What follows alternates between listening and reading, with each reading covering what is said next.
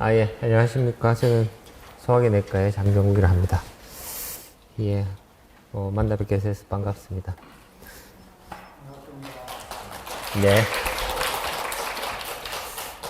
저는 제 전공이 지금 소화기 내과에 특히 간 질환을 보고 있고, 그 중에 가장 이제 문제가 되는 게 간세포암. 우리가 흔히들 말하는 간암이 이제 간암에는 간세포암도 있고, 간담도암도 있는데, 저는 주로 간세포암에 대해서 말씀을 드리도록 하겠습니다. 간암이라는 것은 간에 생기는 원발성 암을 통치합니다. 원발성이라는 건 딴 데서 전이가 되지 않고 거기에서 생겼다 이런 뜻입니다.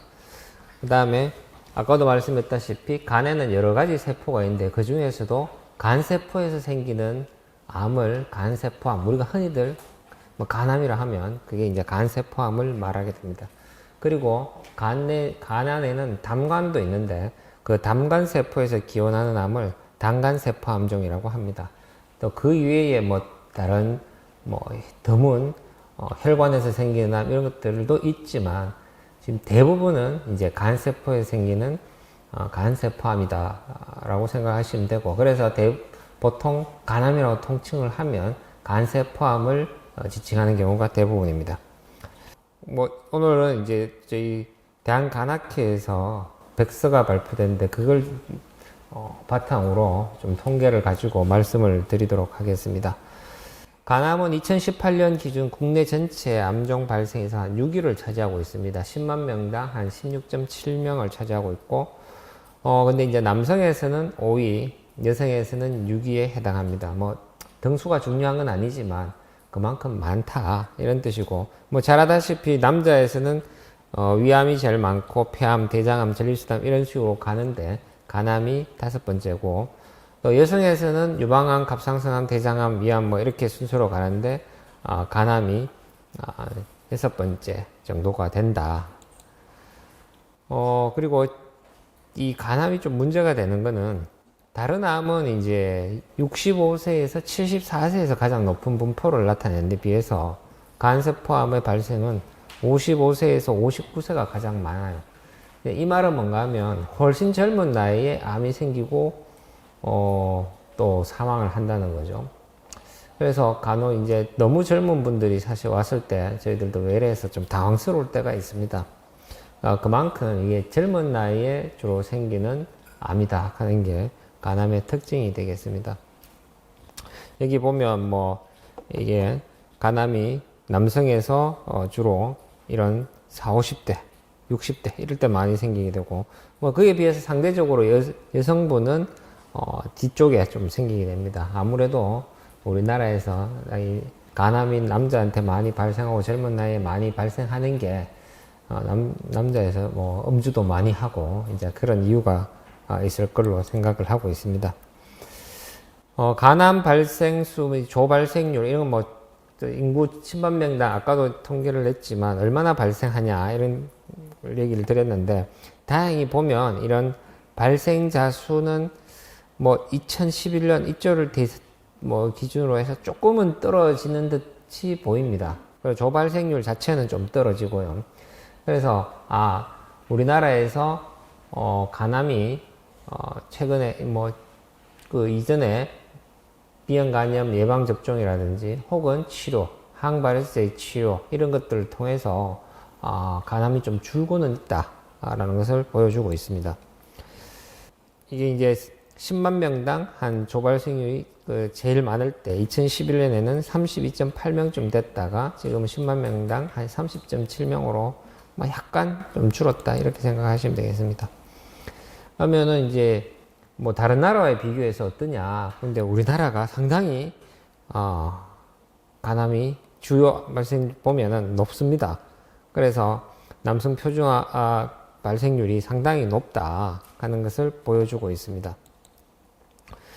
그리고 또 하나의 문제점이 이게 우리가 보통 암에 걸리면 5년 생존율 이렇게 얘기를 하는데 5년 이상 이 암으로 이제 치료가 다 됐을 때 된다면 그 암으로 사망할 확률이 다른 질환이나 이거라고 사망할 확률과 똑같기 때문에 여러분들 가족 중에서도 위암이나 이런 게 진단받고 5년 지나면 이제 혜택이 사라지죠. 중증 등록이 끝나게 됩니다. 그래서 이제 5년 생존율이 상당히 중요한데, 예, 문제는 이제 간암은 5년 생존율이 상대적으로 상당히 나쁜 암에 속한다는 겁니다. 여기서 뭐 위나 갑상선 가장 좋죠. 그래서 뭐 갑상선은 가장 좋은 편이고 전립선도 좋고 우리가 콩팥에 생기는 신장암도 좋은 편인데, 그에 비해서 폐나 그다음에 간이나 췌장은 아주 나쁜 걸로 알려져 있죠. 특히 뭐 췌장이 가장 나쁜데, 근데 췌장은 그만큼 발생률인 자체가 좀 적기 때문에 간암보다는 물론 발생하면 심각하지만 그런 비율이 낮는 그나마 다행히 있지만, 간은 생각보다 발생도 많이 하고 폐암도 마찬가지지만 예후도 좋지 않다 하는 게 문제가 되겠습니다. 그러면 도대체 간암이 그 원인이 뭐냐? 뭐 암 자체 그거는 우리가 잘 알 수는 없지만, 간암은 우리가 정상인한테서 아무것도 없는 환자에서 어느 날 갑자기 하늘에서 뚝 떨어지듯이 생기는 암이 아닙니다. 우리가 위암이나 폐암은 담배 많이 피시는 분이 걸린다고 되어 있지만 담배 안 피시는 분도 생길 수 있잖아요. 그렇지만 이 간암은 하늘에서 뚝 떨어지는 그런 암이 아니에요. 이건 대부분 그 전에 원인 질환이 있습니다. 그 중에 가장 대표적인 게 비형간염, 시형간염, 그 다음에 알코올성 간질환, 그 다음에 예전에는 이제 이런 바이러스성 간염이 아닌 우리가 비알코올성 지방간질환, 우리가 비만하고 술을 먹지 않아도 지방간이 있는 이런 분들, 요새는 이제 올해부터 비알코올 지방간질환이라는 질환명이 대사이상 지방간질환으로 바뀌었기 때문에 그런 대사이상 지방간질환을 가지고 있는 분들한테서 잘 생기게 됩니다. 특히 이제 B형, C형 이런 것들이 문제가 되는 거죠. 암종으로 인한 사망 원인을 보면 이게 폐암이 1등이 되겠고 간암이 2등이 됩니다. 그래서 예후도 앞에서 폐암, 간암처럼 안 좋지만 수도 많기 때문에 폐암이 제일 사망 원인이 되는 게 많고 간암은 두 번째다 보시면 되고, 암종별 남녀 사망률 변화를 보면 이게 1984년부터 2018년 통계청에서 나온 자료인데, 여기서 보면은 우리 많은 위암은 이렇게 점점 줄어들고 있습니다. 우리나라에서. 그래서 확실히 위암은 줄어들고 있다. 그에 비해서 폐암은 또 급격히 증가하고 있습니다. 물론 오늘 제가 말하는 거는 간암이라서 간암이 정말 모든 게 다 많은 원인이고 나쁜 그런 것보다도 그 중에 하나고, 지금 현재 우리나라에서 강력하게 급격히 증가하는 것은 폐암입니다. 그 원인은 글쎄요, 아직까지는 명확하지 않은데 정말 흡연인지 아니면은 미세먼지 때문인지 등등등의 원인이 관여하는지는 잘 모르겠지만 폐암이 증가하고 있다. 또한 우리나라에서도 이제 서양화, 음식이 서양화가 되면서 서구화가 되면서 이제 대장암의 발생도 많이 증가하고 있습니다. 그래서 정말 옛날보다는 대장암이 많이 증가하고 있구나, 그걸 피부로 느낄 수 있고, 그렇기 때문에 또 여기 계신 분들 대장 검사 열심히 하고 계시잖아요. 그래서 이런 부분들이 증가하고 있고, 물론 아까 앞서 말씀드렸던 췌장암도 증가하고 있습니다. 이 췌장암은 마찬가지 비만과 그 다음에 당뇨병이 증가로 인해서 증가하고 있다, 이렇게 예상하는데, 간암도 거의 비슷한 것처럼 보이지만 약간 증가했다가 최근에 조금 주는 그런 패턴을 보여주고 있습니다. 그래서 아직까지 이 간암이 상당히 중요한 포션을 차지하고 있다. 여기서 보면 폐암 다음에 2등이죠. 그만큼 많이 간암으로 사망하고 있다. 그리고 자, 이 간암으로 인해 사망이 조금은 주는 듯이 보이는 그런 이유는 앞서 말씀드렸다시피 우리나라가 이제 이 비형 간염 접종을 지금 다 하셨잖아요. 거의 제가 알기로는 전 국민 다 하신 걸로 알고 있고, 이게 한 20년 전부터는 특히 신생아 때 아기 태어나면 다 법정으로 예방접종을 하게 돼 있어서 그런 예방접종 사업 때문에 지금 실제로 10대 같으면은 비형 간염 유병률이 1%가 채 안 됩니다. 그만큼 많이 줄었는 거죠. 그에 비해서 연세가 있으신 분, 특히 뭐 70대, 60대 이런 분들은 거의 뭐 한 2, 3%까지 가는 아직까지도 그런 비율을 갖고 있는데, 향후에 이런 백신이 계속 맞게 되고 그렇게 줄어든 상태에서 하면은 비형 간염으로 인한 비형 간염 자체가 줄고, 그 다음에 비형 간염으로 인한 간암의 발생은 줄 것이다, 이렇게 예측을 하고 있습니다. 또한 이제 뭐 지금 비형 간염으로 치료받고 계신 분이 계실지 모르겠지만, 뭐 불과 뭐 한 20, 30년 전만 해도 약이 없었다 하고 없어가지고 치료 못하고 다 막 힘들게 돌아가셨죠. 근데 그 이후로 이제 먹는 약, 경구용 항바이러스제가 많이 개발이 돼서 뭐 여러 가지 약제들이 뭐 라미부딘부터 제픽스부터 시작해서 다양한 약제들이 개발돼서 지금은 강력한 항바이러스제들이 개발돼 가지고 현재 비형 간염 환자들이 드시고 계시기 때문에 그런 간암의 발생률을 많이 줄이고 있다. 그렇게 이거는 뭐 의심할 수 없는 증거입니다. 그래서 이제 만성비형 간염 환자에서 경구 항바이러스 사용과의 상관관계 보면, 당연히 이제 우리나라에서 1999년에 가장 처음으로 제픽스라는 항바이러스제가 출시가 됐고, 그 이후에 뭐 바라클로란 엔테카비어라는 약들, 그 다음에 테노포빈, 비리어드라는 상품의 약, 뭐 그 외에도 다양한 이제는 제네릭까지 많은 종류의 약들이 있었는데, 이런 항바이러스제가 도입됨으로 인해서 그런 간암의 발생이, 비형 간염 환자에서 간암의 발생이 많이 줄었다 하는 것을 보여주고 있습니다. 앞서 말씀드린 대로 간암으로 인한 사망이 왜 중요하냐, 우리가 한번 사망 원인을 한번 보겠습니다. 암종으로 10대에는 백혈병, 뇌암이 제일 많습니다. 우리 젊은 나이에는 백혈병이 제일 문제가 되는 거죠. 20대도 마찬가지입니다. 30대에는 위암이 생기게 되는데, 이건 뭐 10만 명당 1.9명이니까 아주 작은 거죠. 근데 40대, 50대에 간암이 10만 명당 7.6명, 10만 명당 24.1명 이런 식으로 확 증가하게 됩니다. 그래서 우리가 40대, 50대 생각을 해보면, 남자 같으면 한 집에 이제 가장대가 겨우 뭐 초등학교, 중학교 이럴 때 이제 간암이 걸리게 되는 거죠. 그러니까 여성분 같은 경우에는 이제 뭐 해가 애 한참 키우고 뒷바라지 할 때 간암에 걸리게 되는 거죠. 그래서 이게 정말 사회적인 문제가 크다. 그런 문제가 있습니다. 물론 뭐 나이와 상관없이 암에 걸리는 것은 슬픈 일이고 힘든 일이긴 하지만, 우리가 실제적으로 옆에서 봤을 때 한참 경제적으로 혹은 사회적으로 열심히 일할 나이에 암에 걸리고 그렇게 되면 그 한 가정이 풍지박산 나는 거죠. 풍지박산. 그만 그런 사회적 문제를 유발하는 그런 암이다 라고 생각하시면 되겠습니다. 뭐 60, 70대, 80대 되면 이제 폐암이 확 증가하게 되는 거죠. 계속하는 모든 암이 마찬가지지만, 언제 발견되느냐, 조기 발견되느냐, 아니면 늦게 발견되느냐에 따라서 당연히 뭐 예후가 다릅니다. 그거는 모든 암이 마찬가지겠죠. 왜냐하면 조기에 발견되면 이제 건치적 치료가 가능하고, 그렇게 되면 생존율이 높아지게 됩니다. 특히나 이제 우리가 간암은 아까도 말씀드렸다시피 선행질환이 있다고 했잖아요. B형 간염, C형 간염, 그 다음에 모든 원인에 의한 간경변증, 이런 것들이 있는 환자에서 생기기 때문에 우리가 두 가지를 봐야 합니다. 간암에서는 간암 자체도 중요하고 기저 간 기능도 중요하게 되는 거죠.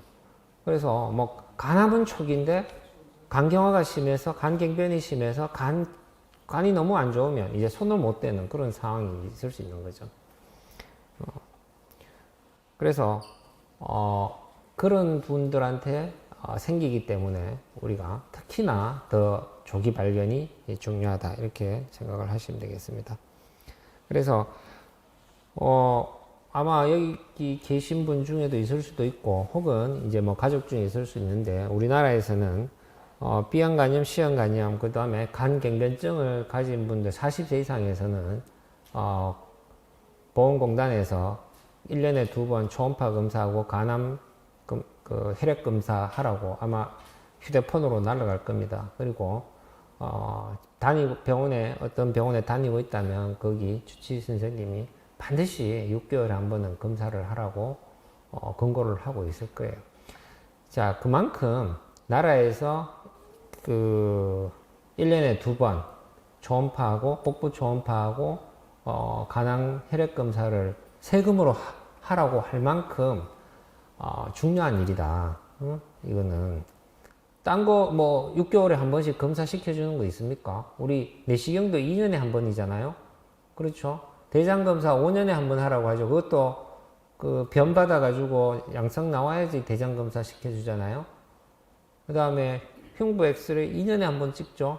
뭐 이렇지만 그 초음파, 돈 드는 초음파를 6개월마다 국민 세금으로 해주는 거는 뭐 간암밖에 없습니다. 그만큼 이거는 위험군인 분이 확실하고 또 그렇게 했을 때 조기 발견할 수 있고 조기에 발견하면 생존율을 증가시킬 수 있다는 게 확인이 됐기 때문에 반드시 하라고 하는 겁니다. 내가 증상이 없어도. 그래서 뭐 여러분들이 와서 이거 뭐 나는 증상 하나도 없는데 6개월마다 꼭 해야 되나 병원 가기도 번거롭고 하시는데 하고 안 하고는 자유겠지만 그만큼 중요하니까 피 같은 나라 세금으로 하라고 하는 겁니다. 반드시 하십시오. 주변에 또 있으시면 하라고 하십시오. 그 감시검사와 선별검사를 뭐 조금 설명을 드리면 우리가 전 국민 대상으로 내시경을 하는 거는 선별검사입니다. 선별검사. 그거는 누가 생길지 모르니까 다 하는 거예요. 확률은 낮지만. 근데 감시검사라는 거는, 아까 했던 그런 병을 갖고 있는 사람한테서만 잘 생기기 때문에 그 사람들만 딱 특별하게 해서, 생기나 안 생기나 보는 걸 감시검사라 합니다. 근데 이런 감시검사는 돈이 많이 들죠.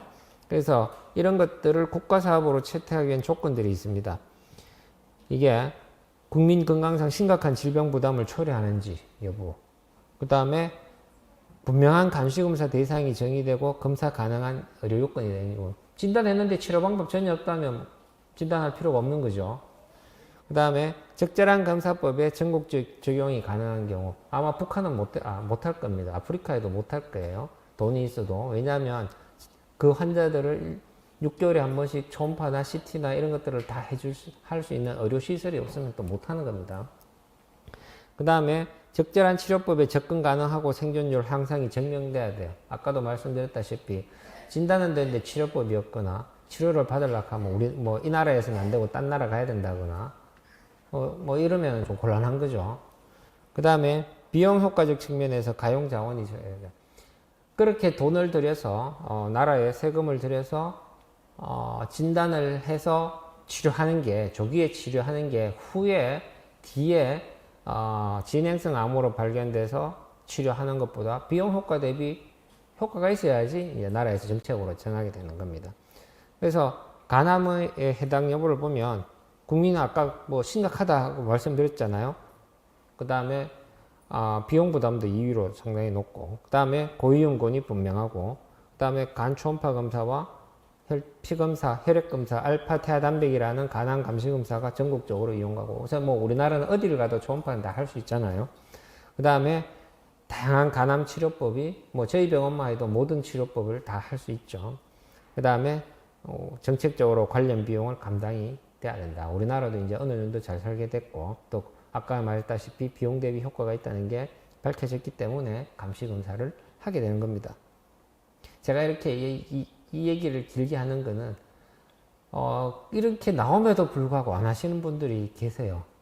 그래서 참 답답하고 항상 하는 말이지만 불편하지 않다고 해서 안 해서 되는 게 아니고, 이미 불편하면은 끝났다. 그 이후 그때 되면 이미 늦었다. 그래서 그 전에 반드시 하셔야 된다는 겁니다.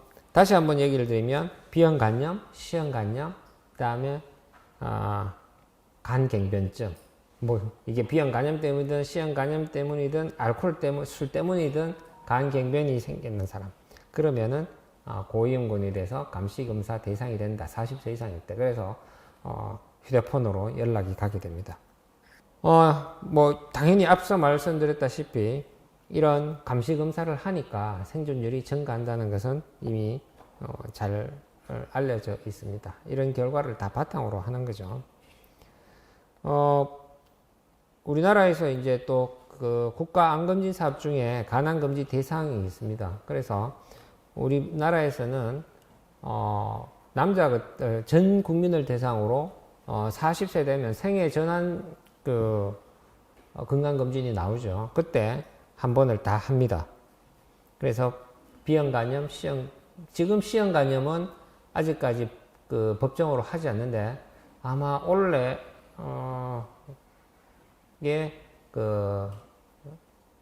검사법으로 들어오게 될 겁니다. 그래서 현재까지는 C형간염은 하지 않아요. 그래서 B형간염은 하고 있습니다. 그리고 여성분 같으면은 임신하면 다 한 번 또 합니다. 그리고 남자는 군대 갈 때 한 번 합니다.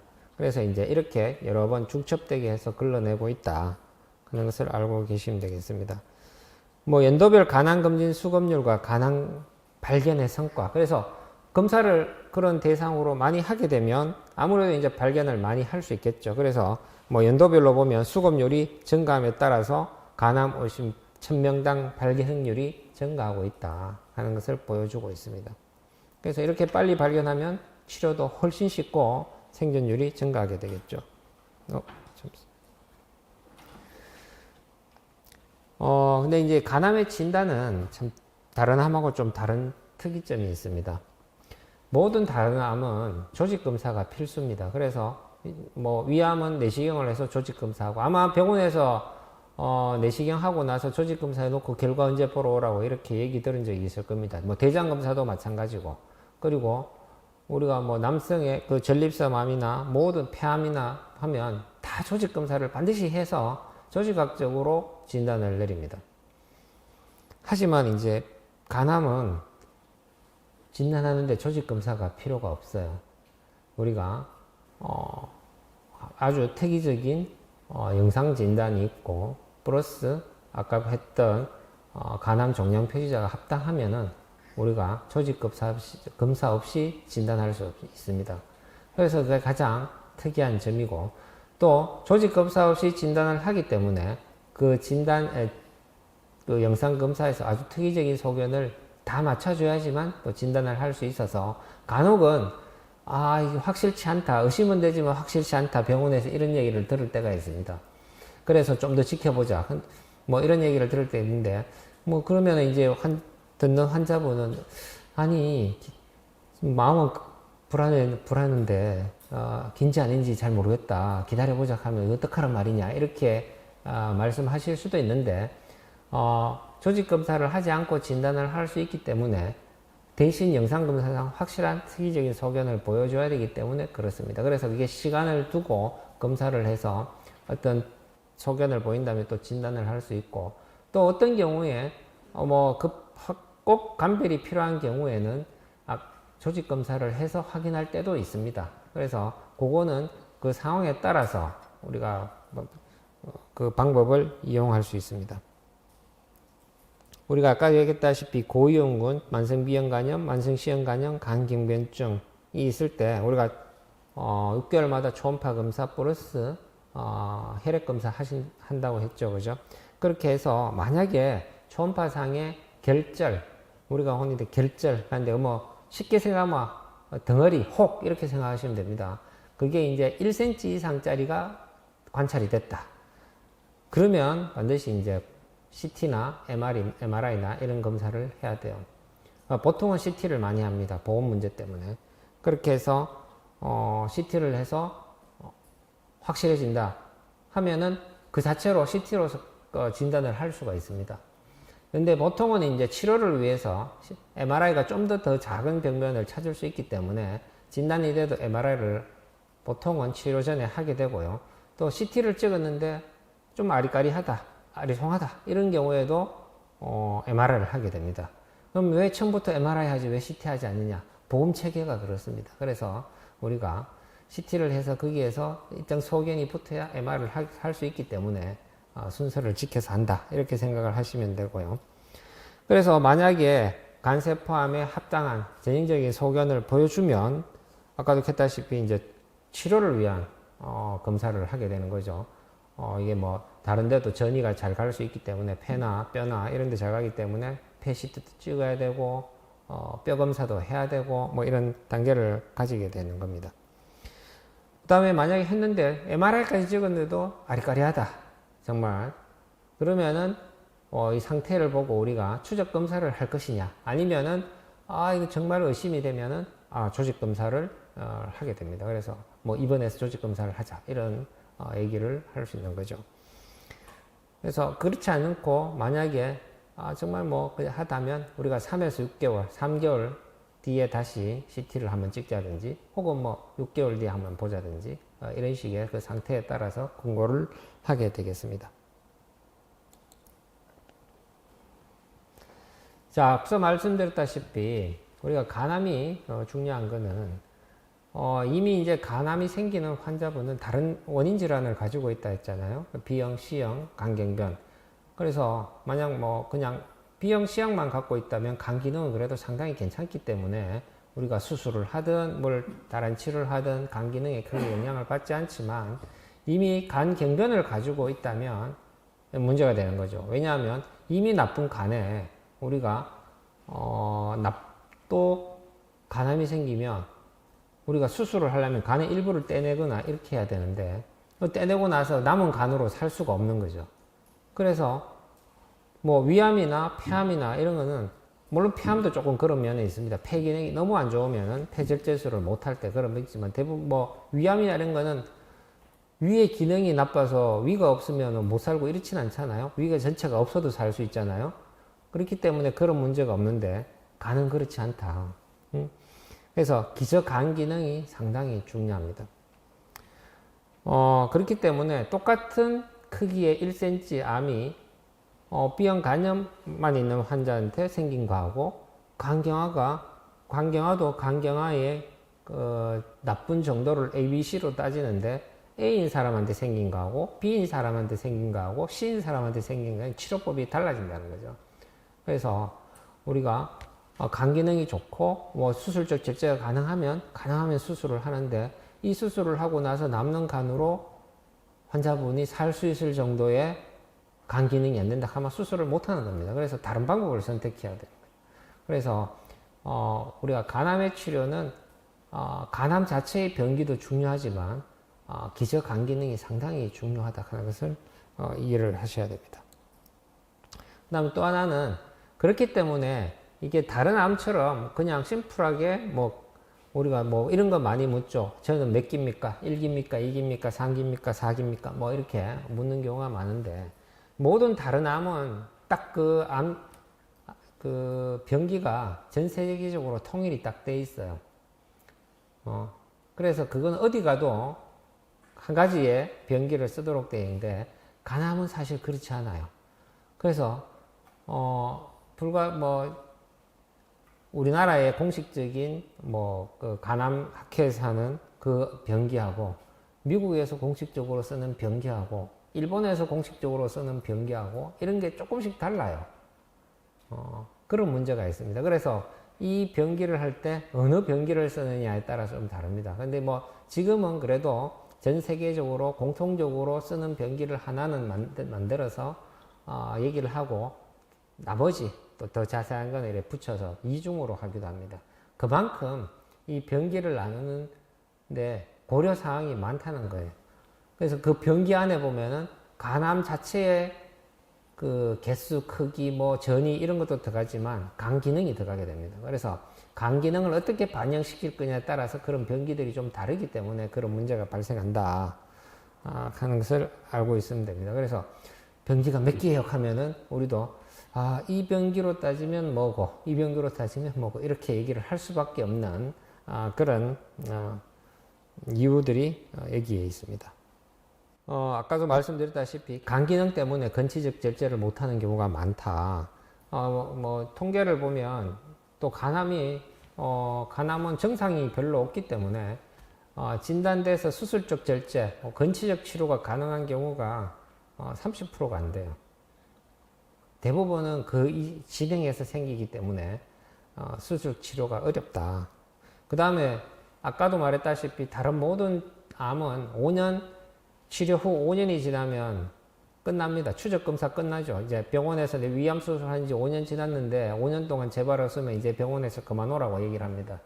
그런데 간암은 달라요. 왜냐하면 기저질환이 남아있잖아요. 그래서 B형, C형 간염과 간경화가 없어지지 않은 한은 계속 재발이 아니고 새로 생길 확률이 있는 겁니다. 그래서 이거는 평생 하셔야 돼요. 평생 검사를. 평생 하셔야 된다. 그게 차이점입니다. 근데 뭐 슬프게도 그 중증 등록은 간암이라고 봐주진 않아요. 그래서 이제 중증 혜택도 끝나는데 계속 해야 되나? 어쩔 수 없습니다. 그래서 5년이 지나도 우리가 간암의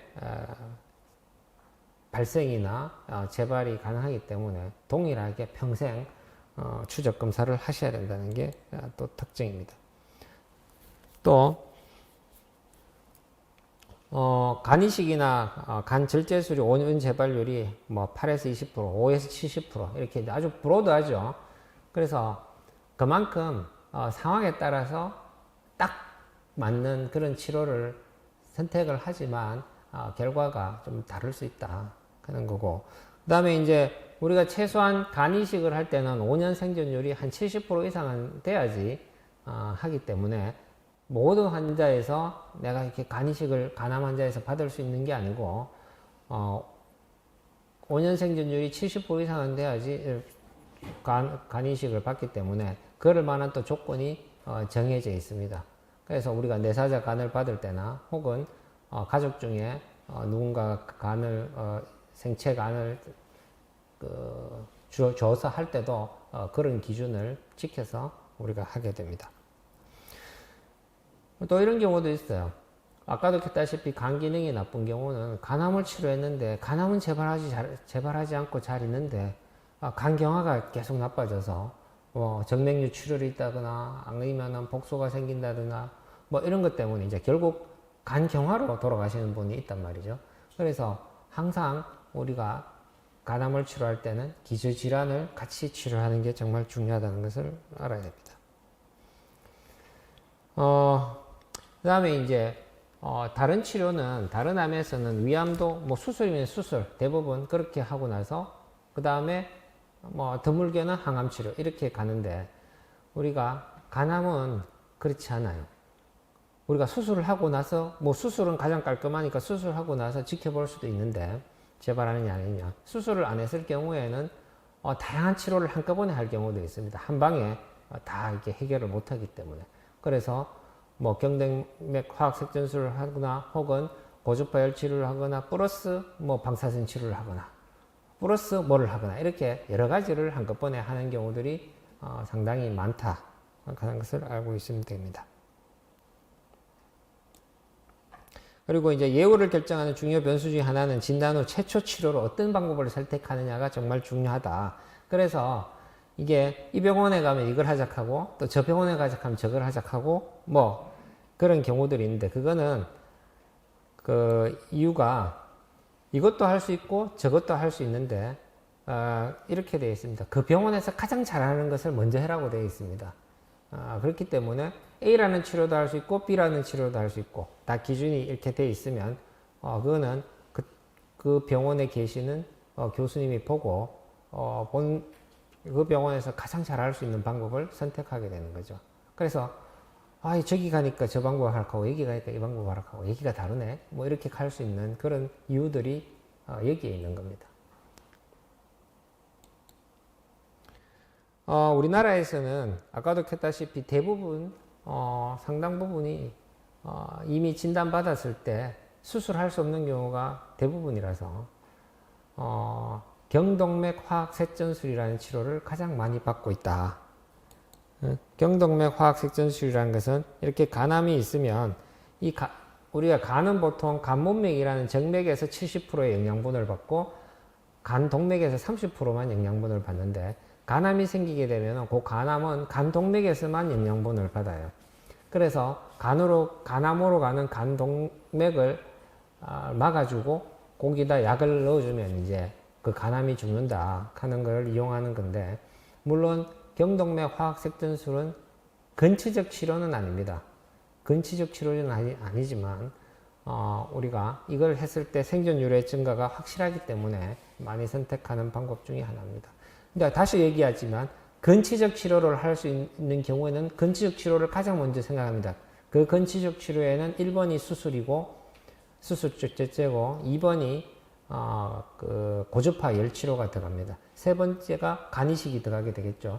그래서 그게 이제 근치적 치료, 완전히 일단은 주변을 날리는 치료고, 그게 안 될 때 경동맥 화학색전술이라는 우리가 보완적 치료라고 해야 되나요? 그런 것들을 선택하게 되는데, 우리나라에서는 이런 보완적 치료인 경동맥 화학색전술이 초치료로 가장 많이 사용되고 있다. 그 말은 이미 진단됐을 때 근치적 치료를 할 수 없는 경우가 그만큼 많다는 겁니다.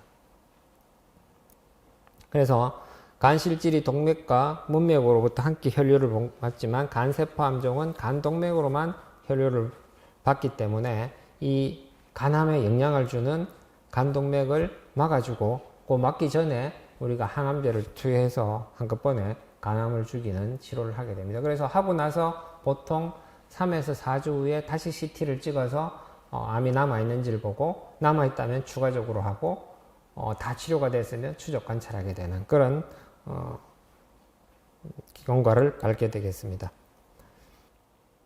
이런 국소치료술은 심한 간기능 부전이나 혈액응고 장애가 없으면서 간절제술이나 간이식을 하지 않기로 결정한 상황에서 주로 치료됩니다. 아까 했던 근치적 치료 중에 우리가 고주파 열치료라는 게 있습니다. 이게 발을 넣어서 그 암을 고주파를 발생시켜서 열로 태우는 겁니다.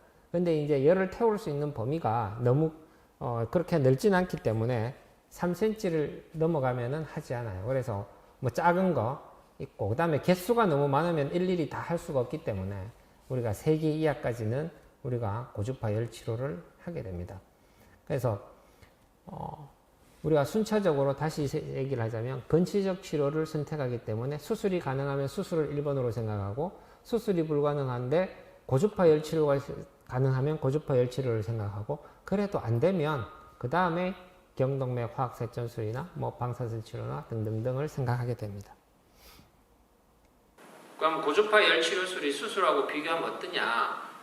수술하고 생존율은 같아요. 생존율은 같은데 아무래도 이렇게 생각을 하면 됩니다. 이렇게 병변이 있으면 그 주변을 확 다 잘라내면 그 주변에 숨어있던 그 나쁜 세포도 다 나가겠죠. 그러면 재발이 좋고 가장 좋은데, 고주파 열치료는 암보다 약간 더 넓은 범위를 없애줍니다. 그러면 그 밖에 남은 부위가 만약에 있을 수도 있겠죠. 그래서 재발이 좀 더 많기는 한데, 재발을 해도 또 그렇게 치료를 하면 되기 때문에 결국 보니까 생존율은 같더라. 그렇게 이미 연구 보고들이 있기 때문에 우리가 수술하기 힘든 분, 수술을 할 수 있고 고주파 치료도 할 수 있는데 수술하기가 힘들다.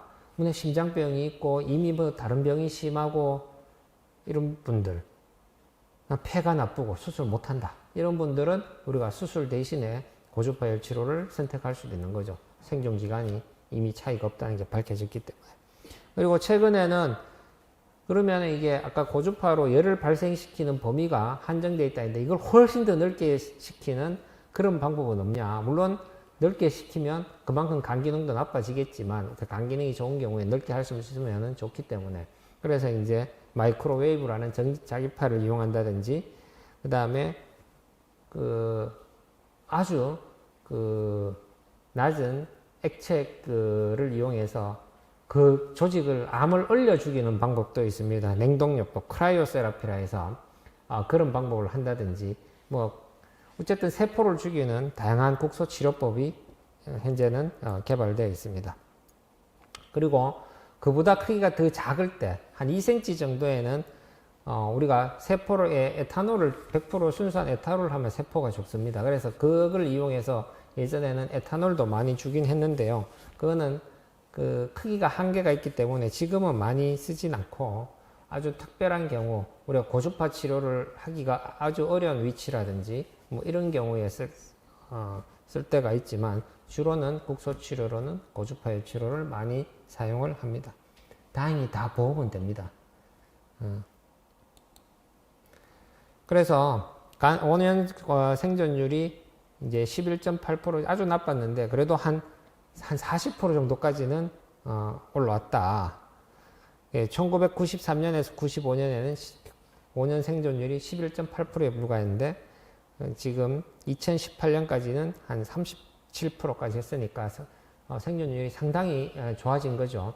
그래서 여기에는 두 가지 이유가 있습니다. 첫 번째는 이런 감시검사를 잘해서 빨리 발견하니까 성적이 좋아진 거고, 두 번째는 진짜 치료 기술이 좋아져서 다양한 치료 기술이 개발됐기 때문에 좋아진 거예요. 이 두 가지가 다 이런 생존율을 증가시키게 되는 거죠.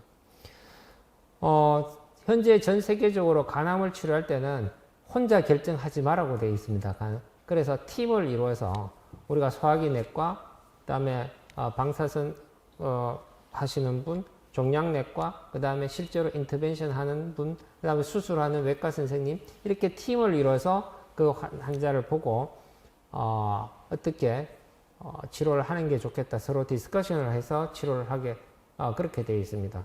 그걸 추천하고 있습니다. 그래서 저희 병원에서도 거의 초치료의 대부분의 환자분들은 이런 과정을 통해서 치료 방침을 결정하고, 간혹 그 다음에 어떤 경우에는 이제 한꺼번에 다학제 진료라 해서 여러 과의 선생님, 연관된 선생님이 모인 자리에서 진료를 하는 다학제 진료를 합니다. 그래서 그렇게 권고를 하는 것이, 그렇게 진료를 하는 것이 생존율을 증가시키는 걸로 이미 잘 알려져 있고, 저희 병원도 이미 20년 전부터 하고 있습니다. 좋은 강의 해주신 장병국 교수님께 박수 한번 쳐주세요.